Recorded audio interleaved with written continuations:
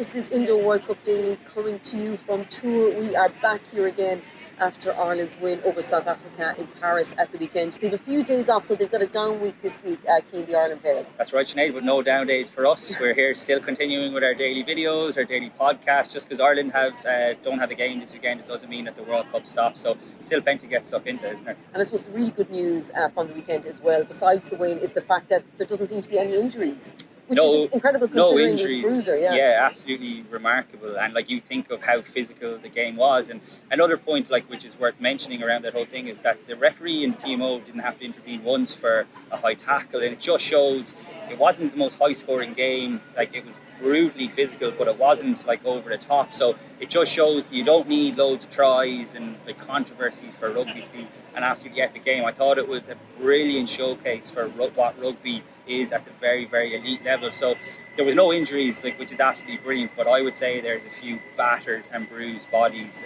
in that Irish camp and in the South African camp, because Ireland gave as good as what they got in the physicality stakes, which was unbelievable. So if ever there was a time for a breather and to restock and just take stock of where you are, it's now. And the fact they've won means that they can actually go and enjoy the few days that they have now before they come back in on Wednesday and start to build up to Scotland. You can imagine if they lost Sinead last weekend, the pressure that be building. No one probably would have wanted to take a day off. They probably would have wanted to get back in straight away, get stuck into the analysis and stuff. Whereas now the pressure valve has been released, and it will ramp up again. Of course it will for Scotland, because for Ireland the job isn't done yet. Yeah, absolutely. We'll have a lot more on this on the latest edition of the Left Wing podcast.